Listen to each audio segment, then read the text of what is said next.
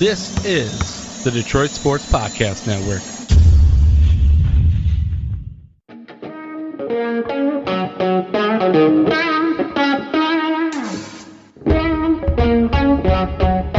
The biggest icon in podcasting.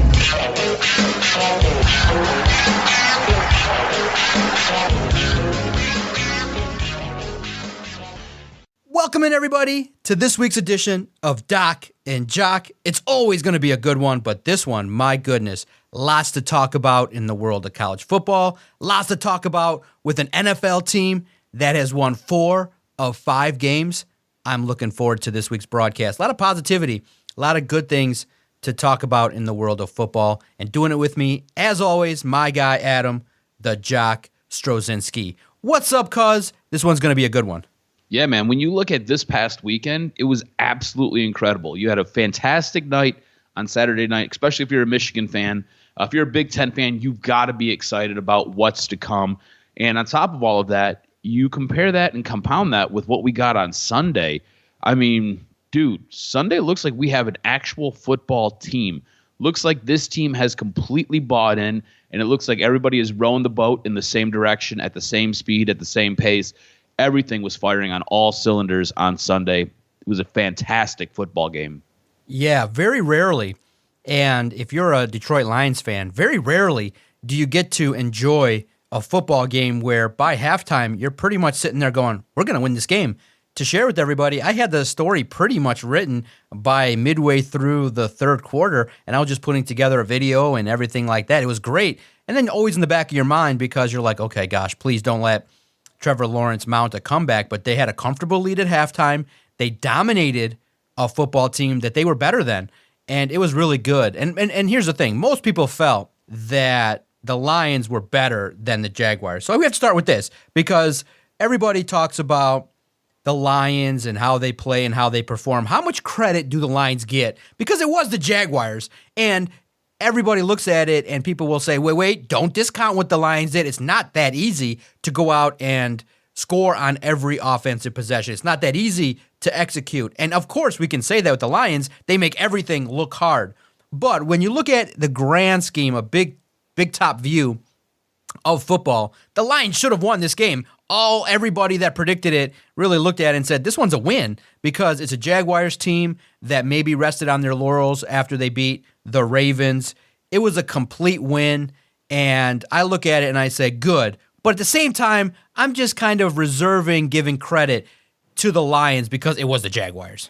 I don't know if you can actually say all of that, because going into this game, if we just go by what happened in Vegas, Lions came out and were a favorite, and then all of a sudden the line moved, and the line moved quite a bit, and then the Jacksonville Jaguars were a favorite. So I'm not sure if you could say going into this game they should have won this game. I think if you look at both of these teams, both teams in similar spots. I think you go into the offseason and you look at what Jacksonville did compared to what the Lions did. We were all begging for the Lions to pull off what Jacksonville did. Jacksonville was very active with free agency, very active in the draft. Lions basically just had the draft, and they brought back a bunch of retreads that they had last year. So I think going into this game, I think, yes, these two teams were on par as far as record goes, but I don't know if they were in the same spot as far as their rebuild goes. Detroit recently has gotten quite hot and is playing very good football. Very good football. Jacksonville probably had its most complete win when they beat the Ravens. So I think these two teams were probably neck and neck. I think when you really break it down and you look at it, and for the Lions to come out and do what they did, scoring on all 8 possessions, something that hasn't been done in the last 4 years of the regular season, doing something that the Detroit Lions organization hasn't done since 1993 by scoring on at least the first 6 possessions that they had. The Lions played an incredibly complete game. I think the last time we've seen a game this complete, top to bottom, you got to remember, this team had, I think, 1, maybe 2 penalties accepted against them. This team scored on every drive offensively. This team was everywhere and buzzing around the football defensively. Special teams was very good and was not a hindrance. The field goals and kickoffs and everything just seemed to work this day I think you haven't seen a game like this since probably Chicago on the Monday night game. And I think that was almost 11 years ago. So this team played the most up and down, sound game I think I've ever seen them play in my entire life. And that's saying, look, you're old, you're a little bit older than me, but I'm almost 40, man. That's saying a hell of a lot. I've seen this team go to the playoffs. I've seen this team win a playoff game. I've seen this team get in the playoffs and get robbed in the playoffs. I've seen just about everything you can see with this team except for actual wins. And this team played a hell of a football game on Sunday. And yeah, look, it might have been against the Jags, but I think when you really break it down, Jags are probably in the same spot as the Detroit Lions. So I don't know if you can really say that they were expected to win this game. I have to disagree because, yeah, look, Jared Goff's got more experience than Trevor Lawrence. He's still kind of in that phase where people are evaluating whether he's a bust or not. Let me ask you this. Would you rather have Trevor Lawrence or would you rather have Jared Goff? Right now, Jared Goff. In the way in which you have this offensive line and you have DeAndre Swift and you have Jamal Williams. And we're going to talk about that too, because one of the things that impressed me was how the Lions have utilized what they have in Jared Goff. Now, the question is, can they repeat it? Because it's very fascinating in regards to the debate with Jared Goff. When I look at it, I say the Jaguars, yeah, they're okay, but they feature Marvin Jones. Their defense is still in flux. They've never been – look, that's why people were so shocked that the Jaguars beat the Baltimore Ravens in the manner in which they did. Now, the respect that I give them is to go out and get a Super Bowl caliber coach in Doug Peterson. It will turn around. I think that his mindset, his ability to work with the team, but you got to remember, it's just now a few months into his regime. So I fully expected, and everybody, I think, that did the win-loss game put win for the Detroit Lions against the Jaguars. That's why there was a little bit more pressure on this game. But it's the Jaguars. They always are never like in the mix of being a great football team. Right after the Fred Taylor era, they just kind of bottomed out, and now they're trying to build themselves back up. I mean, remember, cuz this is the team that thought that Urban Meyer was going to be the savior, and they blew that out. So I look at the Lions and I say they got talent and they got healthier. I mean, when you're bringing out Jamison Williams as a decoy, in essence, look where you're at. It's really a situation in which this was good and should be something the Lions expect when they play subpar NFL teams. And the blessing is now the Lions are getting healthier. They are at the point now where they need to push forward, and it really gains a lot of momentum and a lot of confidence with what is going on. What impressed me the most was Ben Johnson's game plan for Jared Goff. They said, Jared, this is a game. We look at that defense. They're young in the secondary, and we can exploit them. Pass the football, and pass it quickly, and find your guy. And who did they find? Amon-Ra St. Brown. They said in the postgame and on Monday, our game plan was to put the ball in our skill position players' hands. And that's Jared Goff, Amon-Ra St. Brown, DJ Chark, and they executed it. I thought that what you saw out of Jared Goff in that game plan, get the ball out quickly, take a deep shot when you can, use DeAndre Swift in the screen game, that's how you maximize Jared Goff. That's how you win playoff games with Jared Goff.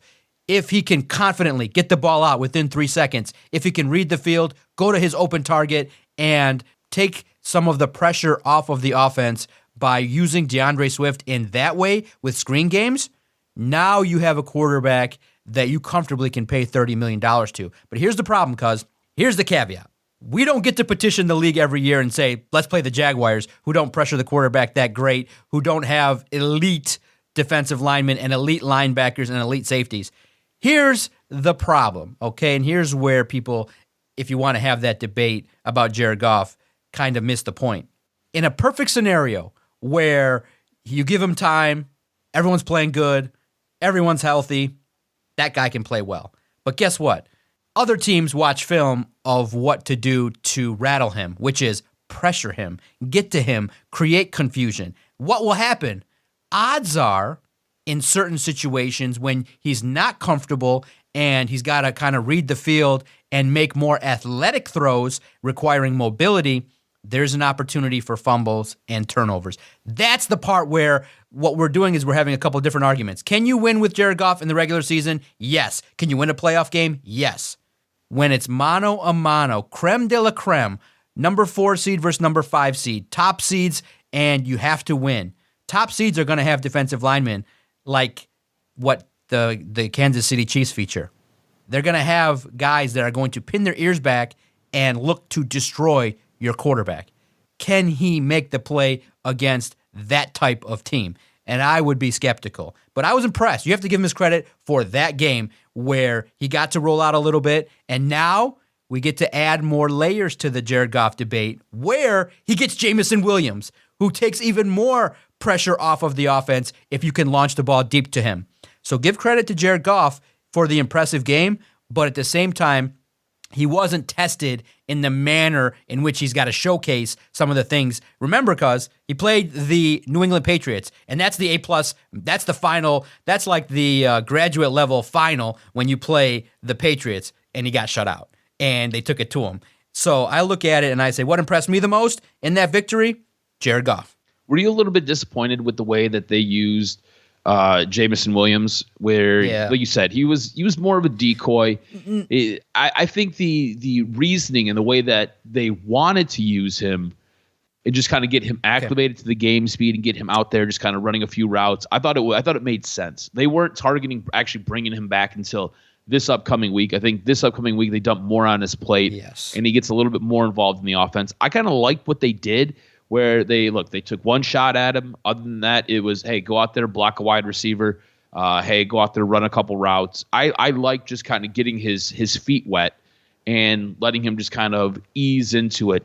Were you a little bit upset by that? Were you a little bit appalled by that? What were your thoughts on the way that they utilized him? Okay, it was, obviously with the week of practice, do you think he's going to go out there and be the number one Jamar Chase wide receiver? No, we all talked about it. I did a podcast the day it was announced with an ESPN reporter, and we both said, okay, we don't think that he's going to do a whole heck of a lot. But the report that shocked me at the game, and it was wild too, because to share a quick story, a buddy of mine went to his first game this year, and so I walked up into the 300 stands at noon, after doing some work, doing some editing of the podcast, getting all the responsibilities done.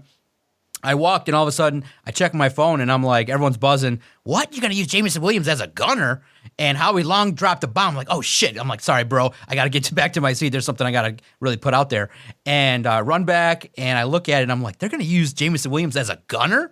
Why? Why would you do that? And Dan Campbell's like, well, obviously, after the game, he's like, well, he's fast. And did you ever see him play at that position? I was like, I would not do that. I would just use him exclusively as a wide receiver, just based on my fear that he could injure himself. But going into the game, I didn't expect much. Like, legitimately, that was a legit report that Jay Glazer ended up putting out? Yes. We asked about what was going to happen with. Oh, man. Yeah, they were going to use him. But guess what? Maybe the football gods played into our favor, where guess what? There's no punting. So there's no use of Jameson Williams as a gunner. But they were going to do it. They were going to do it. And Howie Long dropped a bomb, and he was just like, that's why the Lions struggle, because they do stupid shit like that.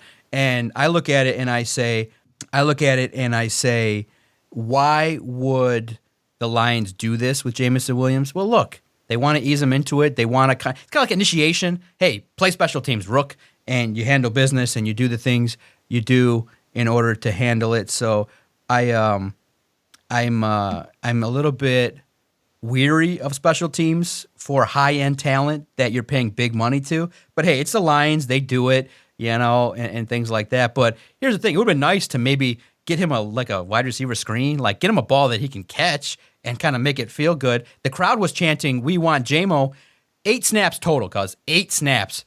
But the plan was basically like, just get out there and we don't need you. That's why the Jaguars game was even more disrespectful from that point of view, in that they were like, JMO, just be there and we don't need you. They didn't need him.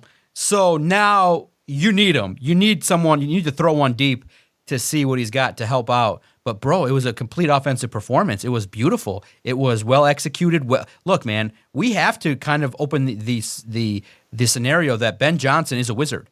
He is smart, dude, and he acts like a head coach. When we talk to him, I loved it. I really rarely give a lot of praise to a lot of the coaches with the Lions because I always want more. But it was great. He so much impressed me because when you listen to the pressers, a lot of the times the first question is going to be Lions spin and PR. Mm-hmm. And one of the Lions' first questions to Ben Johnson in the last couple of media sessions has been, really great, performance. You guys moved the ball. You went da-da-da on third down.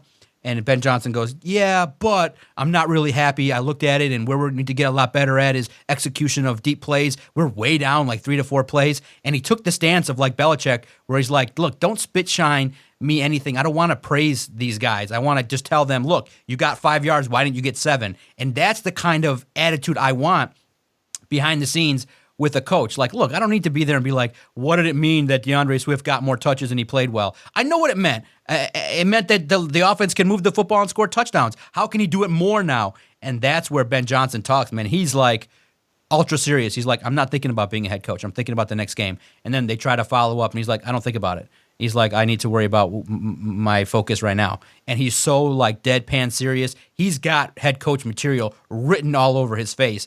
And bro, he's smart. He's a wizard. He understands numbers. He understands game planning.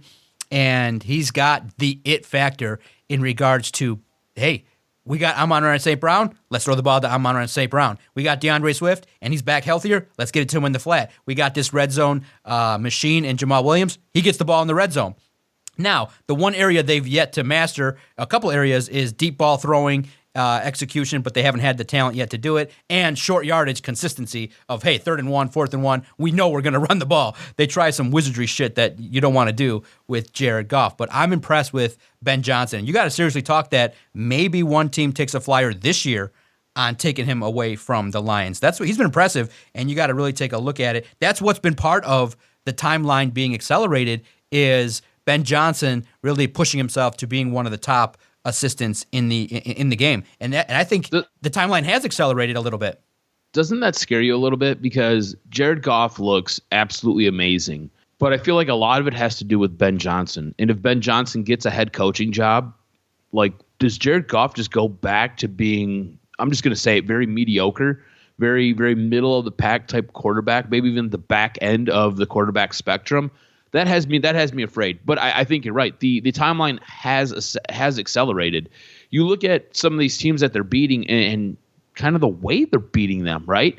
Look, you look at the victories that they've had this year. You beat a Washington Commanders team.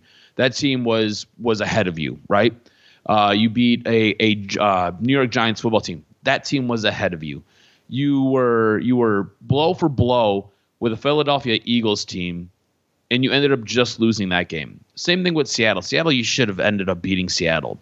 These teams were just ahead of you. You pounded a Jacksonville Jaguar team that last year was drafting just ahead of you, saying, hey, look, this is how much further apart we are. So, yeah, I think if you look at the way that this team has played over the last 5 games, the timeline for this rebuild has accelerated. I think this team needs to be contending for a playoff spot by the end of this year. I think if they can go out and they can win out, I know it's asking a lot, right? The one game that you and I probably see them losing is probably this week when they take on the Vikings. This team goes out and wins out. I don't think there's any reason they shouldn't be in the playoffs. It's great seeing them on the graphic. The only problem is when I look at the graphic, I get pissed off because I really do feel like the record should be flip-flopped. I feel like Dan Campbell has cost this team a couple of games. And even if you take the amount of games that I think Dan Campbell has cost this team, it should be 7-5. They should be at 7-5 right now, and they should be in the playoffs right now. But it is what it is. But I think you're right. The timeline has accelerated. But how fearful are you that if Ben Johnson gets a job, everything, you kind of almost have to start over offensively, because he seems like he's got the pulse of this team, and he seems like he understands what he has as far as weaponry. Absolutely. And it's really fun, too, just to sit back and look at a football team that you can say, look, the playoffs, guys, it's fun to talk about. We'll write about it, but they're not making the playoffs. They have to win out. Am I being crazy or Debbie Downer to say, look, the Vikings game is going to be really tough to win. It's going to be tough to beat the Jets. Is it though? Because if you go back to week 3, make your case. They basically gave the Vikings that game. They had that game, and then bad coaching, they gave that game to the Vikings. Oh man, look at you! Are you sipping the hopium, cuz? Man, one win against the Jaguars. I'm telling you what I'm seeing, right? Hold on a second. One win against the Jaguars has put you on the hope train? No. It's not one win against the Jaguars. It's what they've done the last 5 weeks. You go back to that Buffalo Bills game. They had a chance to win that game. they shot themselves in the foot. You go back to week 3 against the Vikings. They were in complete command of that game all the way up until to the final drive. The second half rolled around. That team didn't know what the hell they were doing. In that final drive, I remember coming on these airwaves with you, and I lost my mind because I felt like Dan Campbell gave this game away. Look, I believe this team can win out. You look at their schedule, those should be W's for them. You've already beat Chicago. You've already beat Green Bay. And there's no guarantee that Green Bay is going to have Aaron Rodgers playing. There's no guarantee that Chicago is going to have Justin Fields playing. You should have already have beaten the Vikings. Now they're coming to your house. You should beat them again. I feel the way the schedule lays out for this team, you should be able to take care of your division absolutely no problem, and then be able to handle everything else that comes your way. The one game where I have a few questions is the Jets.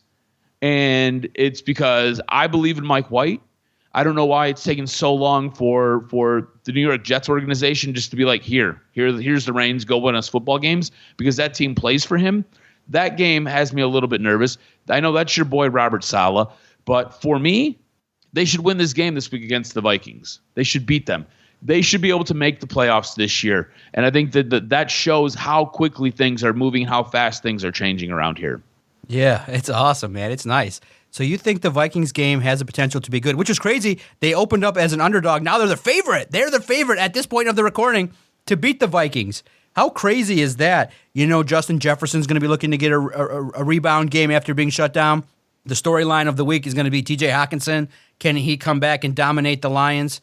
It's going to be a fun game. I'm really looking forward to it. I think it's going to be a wild crowd, and I give the Lions a fighting chance, maybe even a 51% chance to win. Look, I think they win this game. Like I said, they were in complete control week 3. I think this team is light years ahead of where they were in week 3. I think the Vikings have come a little bit of a ways as well, but I think the Lions are just a much more efficient team. I think Dan Campbell has understood how to be a head coach. I think the last couple of weeks has shown him, like, look, man, when you're there and it's 4th and 2 and you're at the 27-yard line, take the points, kick the field goal. When it's 4th and 11, don't go for it. Punt the ball when you're in your own end zone. Like simple things like that make a world of difference in the grand scheme of a football game. And I think this team is going to beat the Vikings this week. I think they continue on their way, and I think they're destined to make the playoffs this year. Barring some catastrophic injury, I think this team makes the playoffs this year. Oh, wow. Okay. I look at the scenario in this game. I just don't want this game to come down to like a coaching decision. Me too. Right? Isn't that the biggest worry? What's your biggest worry about this game? Maybe obviously you and I are going to be worried about Dan Campbell's coaching, bleeding the clock, maybe having a lead and blowing it. Besides Dan Campbell on the field, what's your biggest worry about the Lions taking on the Vikings? Because this is a game like the Bills. You can't rest on your laurels.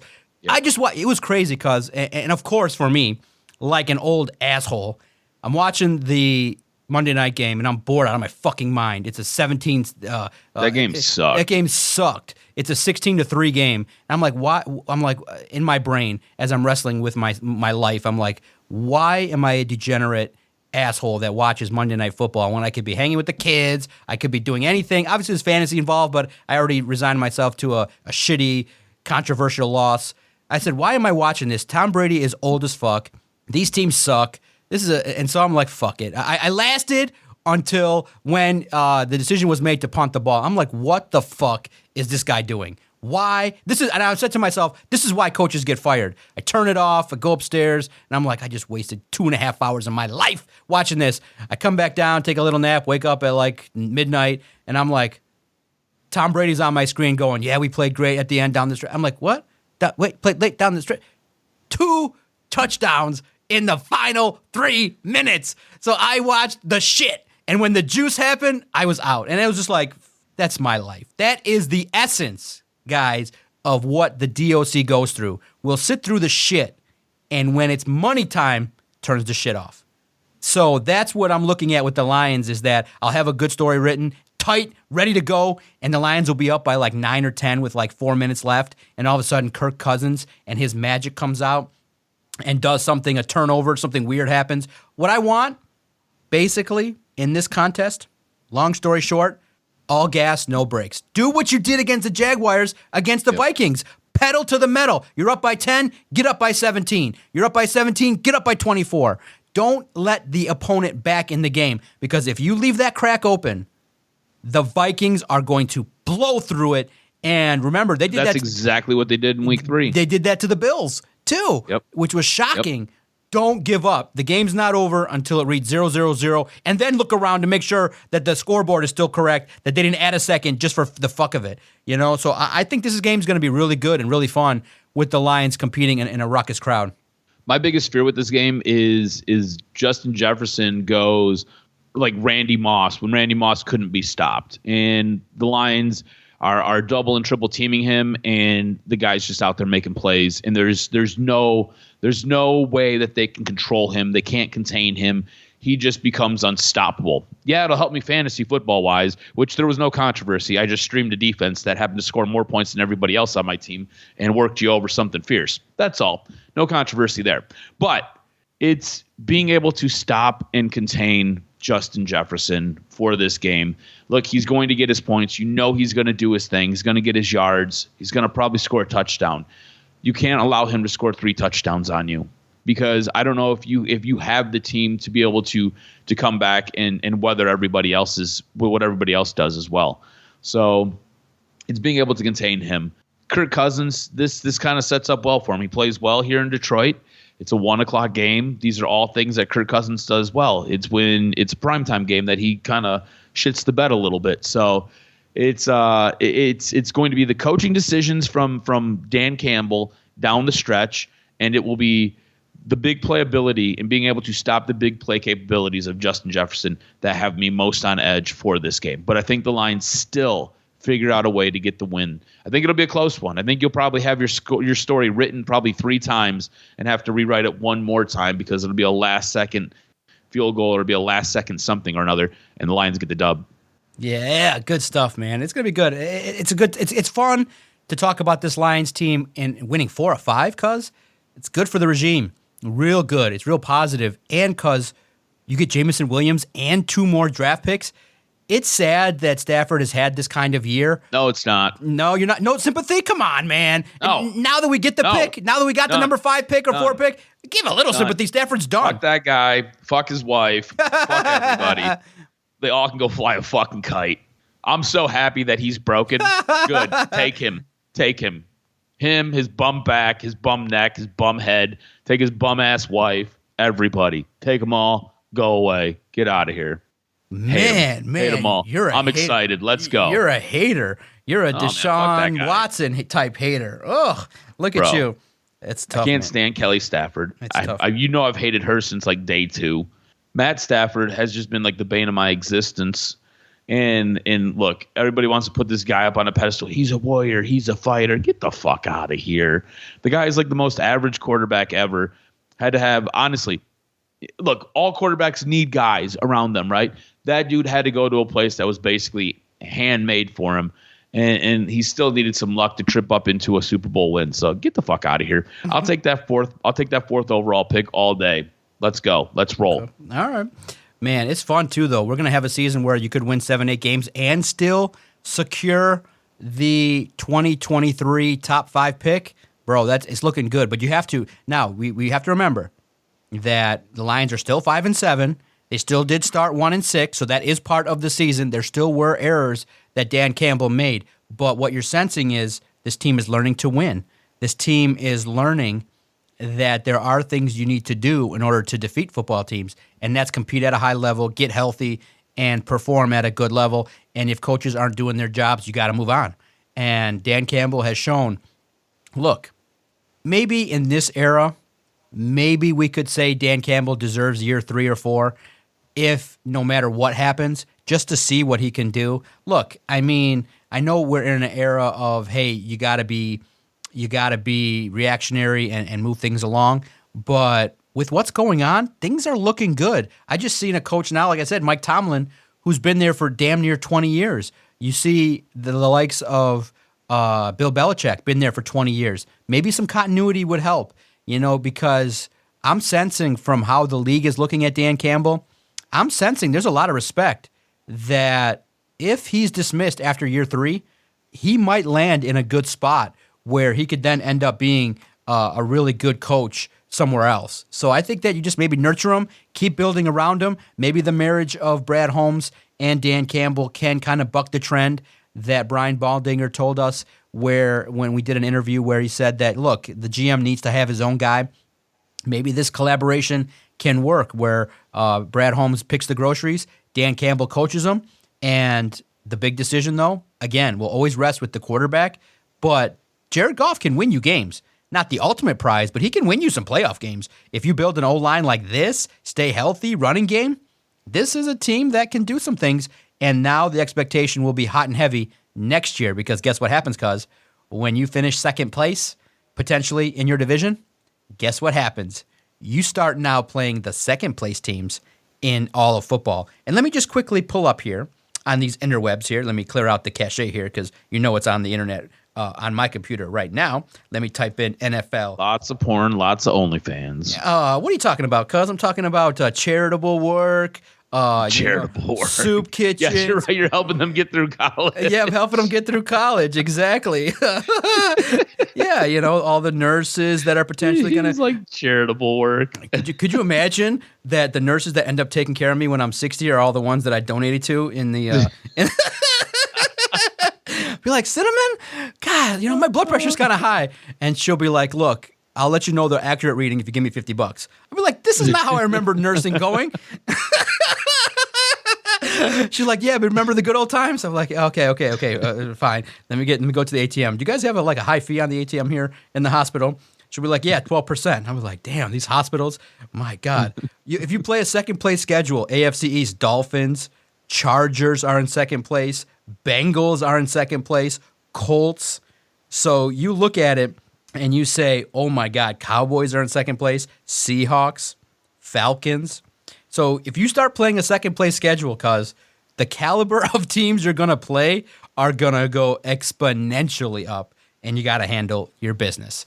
You know a team that's handling their business right now, and that's the 13-0 Michigan Wolverines. And I mean, I'm talking about maybe there's been some divine intervention going on, but when you play Purdue in the Big Ten Championship, and then you get the opportunity to earn your way into the playoffs, and that's what happens. You get to play TCU, the Horned Frogs. Are you kidding me right now? I was shocked. And literally I was shocked because I'm like, TCU lost. I don't care. Who loses a conference game, ends up at 3, and stays at 3? I'm like, wait a minute. Make them number 4. Make it so that we have some controversy. I was calling for the controversy. Give me the controversy. I want Ohio State, Michigan. What are you talking about? You didn't talk about it. That should have been the game, 4 o'clock, New Year's Eve. What? I feel like Michigan was given a huge gift by the committee, and Georgia got fucked. How does Georgia end up having that season, ends up playing Ohio State at number 4? What is going on with this committee? I was shocked. It should have been an easy situation. Georgia, TCU, they get the benefit of a cupcake. They get the walk to the final. And Michigan, Ohio State are the semi-main event that everybody wants to see. We're not going to see it. It's not going to happen anymore. So I'm disappointed at the highest level at the seeding. Not the 4 teams are accurate. The seeding was fucked up. And look, I agree with you. I think Michigan was given a gift by the committee with TCU. I think the committee found themselves in a bit of a weird spot because I think if you move TCU down and you move Ohio State up, you're basically saying that extra game, that championship game, doesn't mean anything. And I think that's kind of where they found themselves. They were in this spot where it was like, okay, do we want to see this rematch? We've already seen Michigan bulldoze Ohio State at Ohio State. No, nobody wants to see that again. Okay, we have TCU. They actually made it to their championship game. Yeah, they lost, but do we move them back and penalize them for actually playing a championship game while we sat there and we move Ohio State up for basically just sitting at home? I think that was kind of where they were at. All that being said, yeah, Michigan got a gift from the committee, and I'm excited for it. I'm happy that they got that gift. All that being said, you want to see this rematch between Ohio State and Michigan. I think you can still see this rematch between Ohio State and Michigan. This is what the big issue is with Ohio State. Ohio State is built to play indoors and built to go up against SEC teams. They are built to play fast. They are built to play quick, and they are built to put points up on you and get ahead and stay ahead. They can do that against a team like Georgia. Now, look, I think Georgia has much more talent than Ohio State does, and I think Georgia is obviously the better team, and I think Vegas will tell you as much. All right? But I think Ohio State is built to play these games. They're not built to play middle of December against the Michigan team that is tougher than them and is ready to punch them in the mouth and is ready to grind on them for an entire game. They're not built for that. They're built for this finesse luxury style, playing indoors where everything is perfect, playing on a fast track, playing up against a team where you really are it's gonna be a shootout. You got to put points up to win. Saying that defense is maybe not as much of a premium as the offense is. And look, Georgia's a very good team. Georgia's a very good defensive team. But I think when it comes down to it, Ohio State's going to match up really nicely against Georgia. I think that's going to be a fantastic game. And I'll be honest with you, man, you have a very good shot of seeing Ohio State versus Michigan for the national championship game. And if I'm Michigan, it is natty or bust. You are playing for a national championship because you might not ever get here ever again. This might not ever work out this way. So, look, they were gifted their game against TCU. They should dominate TCU. They really should. I watched that entire TCU Kansas State game, and there were some questionable referee calls that were made in that game. I thought TCU at one point had scored a touchdown in overtime. They said no. Bad camera angles, yada, yada, such and such. TCU at a certain point just ran out of gas. Like, they were just done. Their quarterback had basically picked that team up, put him on his back, and he was running them across the goal line. And at a certain point, he just didn't have anything left. He was just done. He was cooked.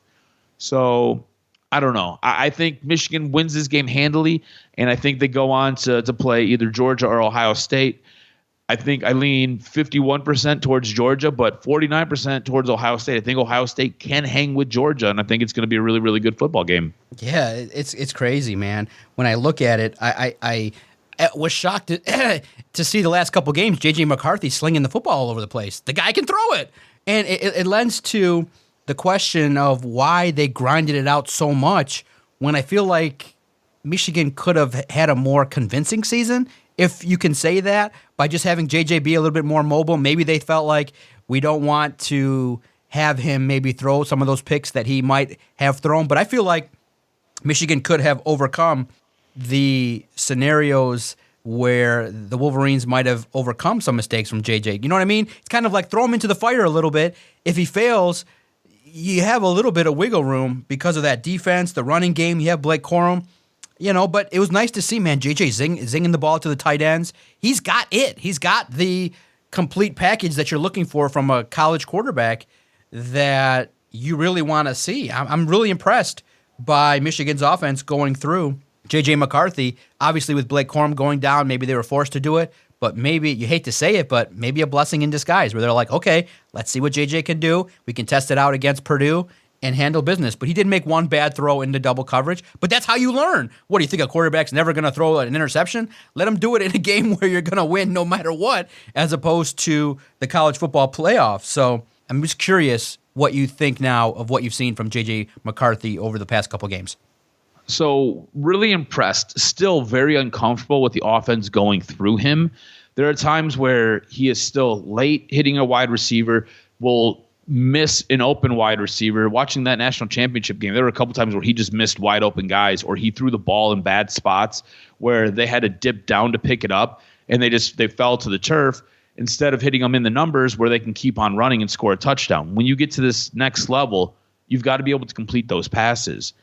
I think what you're getting at is if they were to maybe taking the reins off of him a little bit, you could have had some maybe growing pains. And as you got to this point in the season, maybe you got to the midpoint in the season, you would have a much more balanced attack. You would have a passing game to complement that run game. And at this moment right now, it really feels like you've got to pass the ball to set up the run. And I think if you had Blake Corum, it was more run the ball to set up the pass.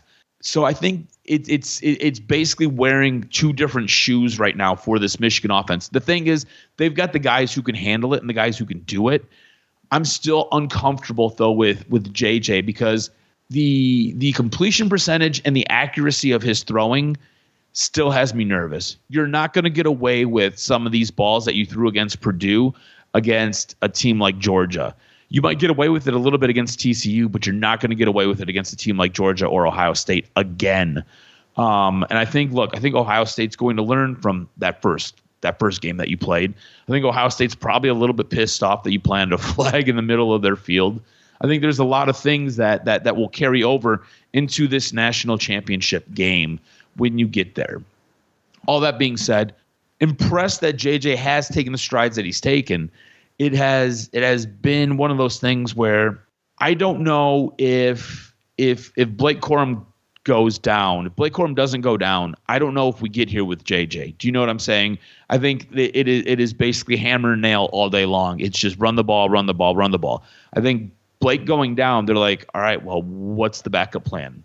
They're like, well, JJ can throw, right? He's got an arm. And they're like, cool, give the ball to him. Let's see what he can do. And he's rewarded them for it. I still think you have to kind of watch him. I think the big issue with JJ was interceptions and turning the ball over. That's what really killed him last year. Was almost every time it seemed like almost every time he touched the ball, it was either big play or it was a turnover. So it's trying to make sure he can hold on to the ball and not try to go with that gunslinger mentality and force it into small windows.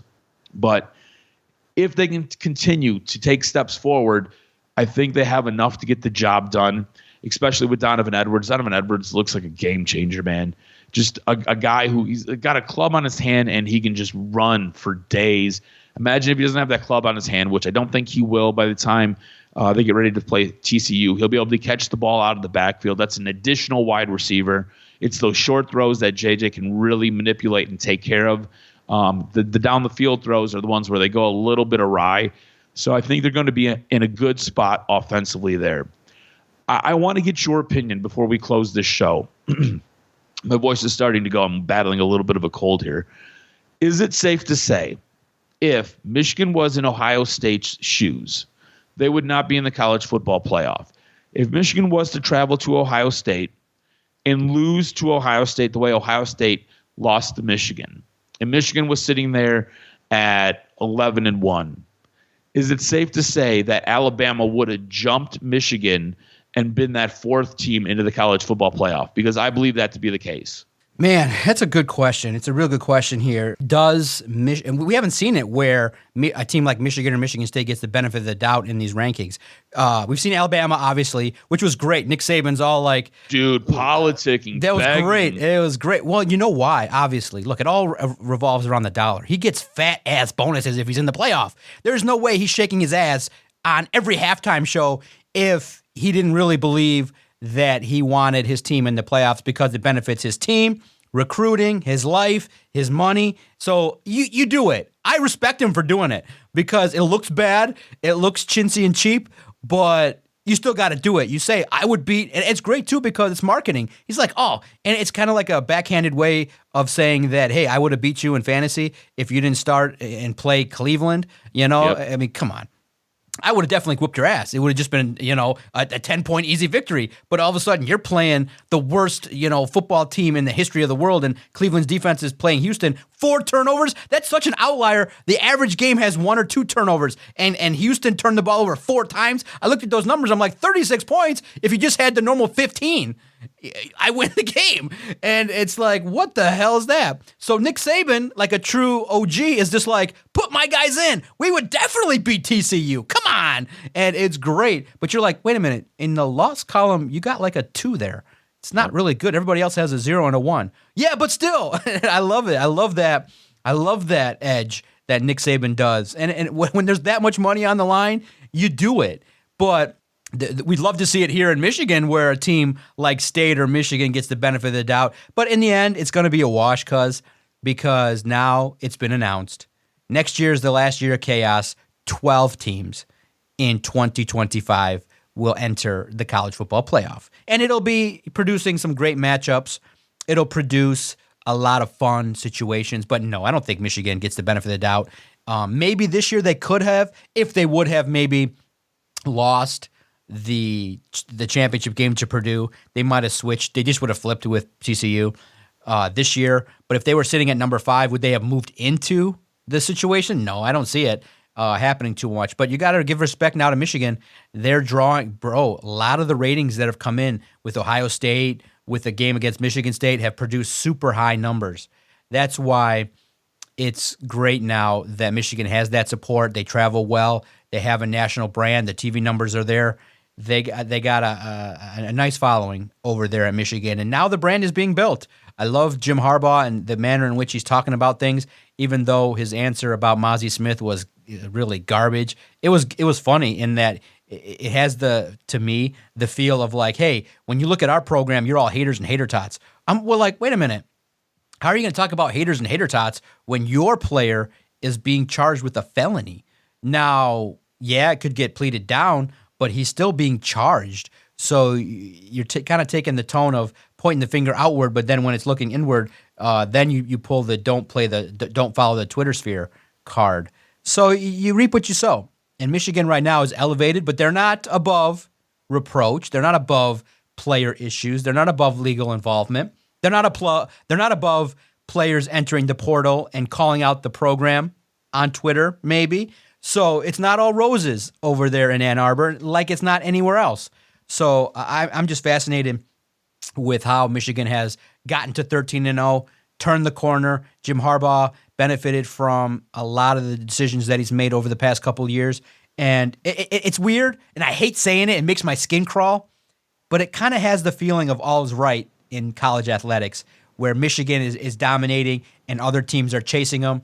They're defeating Ohio State, riling up the fan bases of Michigan State and Ohio State. It feels right. It feels like, okay, Georgia, Michigan, Ohio State in this mix, it looks good on paper. The graphic with the big M, while it makes my skin crawl, it is nice to see a team from Michigan doing something positive, and that should just fuel the fire of the Spartans to walk up to that mountaintop and pimp slap Jim Harbaugh off the mountaintop. That would be a fantastic thing to happen next year, because then we can apply your guys' game plan online to you guys when we get back to the mountaintop, which is going to happen with Mel Tucker. Flash those NIL dollars. And it's good, man. It's good. I think that you guys should enjoy it. And, bro, how happy are you? 4 o'clock instead of the 8 o'clock game? Bro, you could be officially ready to party at 5:30 if the game gets out of hand by the half. Michigan's going to crush TCU. Michigan's going to crush TCU, I think, by 2 touchdowns. Maybe. Yeah, Okay. I think you're right. You're right. Yeah. No, you're right. Yeah. I was trying to be nice, and I think you're right. I think Michigan dominates TCU. Yes, dominant. I think they have too much firepower. I think their defense is too good. I think that's the one big thing that is different about this team compared to last year's team. Last year's team was so good defensively. I think this year's team is that much better defensively. It's unreal. It's almost like they're opportunistic. I was watching the Purdue game, and I'm like, man, if the defense could just come up with a stop here. Next thing you know, defense had 3 stops, forcing 2 turnovers, and I was like, all right, let's go. You just kind of ask for it, and there it is. The thing that has me worried about this Michigan team is if you don't bury them in the first half, they will come back to kill you in the second half. My concern is them being able to weather those storms against a team like Georgia and Ohio State the second time around. Being able to weather that first half so they can then get into that mode when they hit the turbos in the second half and just blow by teams. So that's my real big concern. I want to change the subject a little bit because I know we got to get out of here, and maybe we can table this for next time. I was doing a little bit of research because you've been saying, hey, you need to go check out Anthony Richardson from Florida. Yes. He's the Brad Holmes has been sending scouts there. They've watched like 5 of those games. So I checked that out, and I checked out Hayden Hooker. And I'm going to be honest with you, man. I don't like Anthony Richardson as a quarterback. I don't know if he works at the next level. I was wondering real quick if you had any insight as to necessarily why you like him so much, and what makes you sure he'll work. No, it's good. Good, very good question, because you looked into it, and obviously, here's the thing: he's raw. So this is not the very raw, and so this is what intrigues a lot of people. It's his athleticism, his size, his ability. So they don't look at him where he's at right now. They look at what his arm strength could be. They look at what he projects to be when you build around him. And you look at it, the dude is 6'4", 230. So you imagine he trims down like a linebacker. Exactly. Or like a large safety. Exactly. And so people then start to project, okay, is this a blend of Josh Allen with Lamar Jackson here? So that's where people get intrigued, is that, okay, where he's at right now, he's not a finished product. He's super raw. See, this is where it could be something where, and this is where NFL teams just lather up and fawn over themselves, is they like to take projects and see if they can put someone in their system to develop them, because it's kind of like mining for diamonds. You got to spend a lot of time in shit, and you got to spend a lot of time, putting a lot of junk and rocks in those pans. But then you take that one pan, and you clean it up, and something huge pops up, and it's a huge sparkling one. So you spent like 500 hours in shit looking at rocks and duds and one-pointers and things like that, and you find a 50-carat diamond in the mix, and you're like, oh shit. That's what these NFL teams do. They draft quarterback after quarterback after quarterback, trying to find the guy. But if you take an Anthony Richardson and he ends up being a Lamar Jackson, ba-boom, you just now set your organization up for the next 5 years. Whereas you and I are looking at it right now like, dude, misses open receiver, still has to develop a lot of things in regards to his throws, in regards to his recognition of progressions, deciding when and if to run. And obviously you've seen that he get his tail kicked in a couple games. But there's something there. The team sees, and you know what teams do, cause, which sucks, and that's why the benefit of us working with a former scout, he would tell me, like, sometimes a guy like Zach Wilson's still going to get a chance because he was drafted at number 2. A guy like Richardson, even though he's raw, lets a team maybe draft him in the 3rd, 4th round, sit him like a Mahomes. And then if the starting quarterback struggles, maybe you're the Saints, maybe you're the team like the Dolphins, maybe you're a team like that's on the rise, a team like the Rams. If you can get them in the 3rd or 4th round, you develop them for a year. Now you have an opportunity where you can start him and feel more comfortable. So that's where these teams like that gamble. It's juicy. It's like the ultimate risk. We take this guy. If we hit a grand slam, now we all look like geniuses. We've set up our franchise for the next 5 years where we got a guy pretty cheap, and we can potentially take it to the highest of levels in things like that. So that's where it's going to be fascinating to see how a guy like that moves through where he goes. He's not going to be a first-round pick. I think he'll be a 3rd to 5th round quarterback, but you never know, because now remember, we're talking in early December. When you enter into these training facilities, you now work 8 hours a day on routes, on training, on diet, on film watching. You're talking about all of December, all of January, all of early February before the combine. So you basically get 60 to 90 days of hardcore action to get yourself. That's such a huge amount of learning that these quarterbacks get, and now you get drafted. It takes you from a certain level up to the highest levels pretty quickly if you're the guy. It's a risk. But what team with a starting quarterback that has a nice offensive line, 2 great running backs, 3 great receivers, and a defense that's being built led by a former Michigan defensive lineman maybe could take that risk and do it? And that would be your Detroit Lions. That's why they like it, because that's the plan, guys. I would be shocked. Now, at this point, unless Jared Goff throws 5 interceptions and looks like the old Goff, Jared Goff's going to be paid $30 million over the next 3 years. He's going to get his money. They're going to keep him around.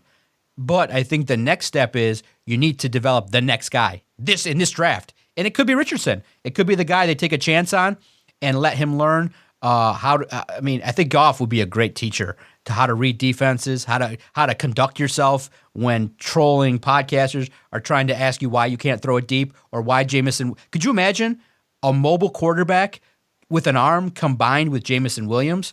It's juicy. I just hope it's not Bryce Young.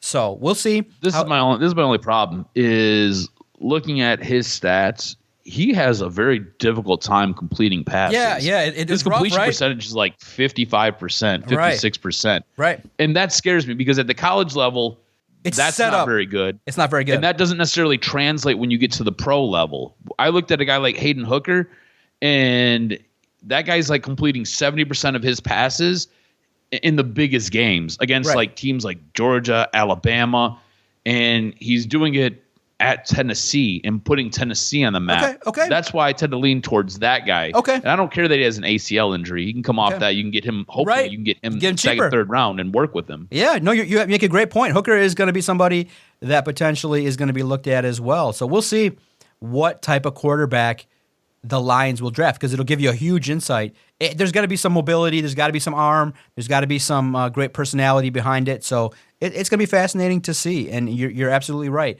That when we say raw, we're talking about raw, and that's why maybe the Lions would like to develop someone like that in their system. Because remember, you're still going to be throwing to Jameson Williams, Amon-Ra St. Brown, and some talented receivers that can make a quarterback like Jared Goff look extra special. So we'll see how that progresses. We'll see how the Lions and what starts to come out around draft time. But early leg is Jared Goff comes back and he tutors the next guy. So, man, cuz that was the fastest hour that I've spent this week. I've really enjoyed it, enjoyed the banter, enjoyed the positivity. It was fun. A positive Detroit sports podcast this week.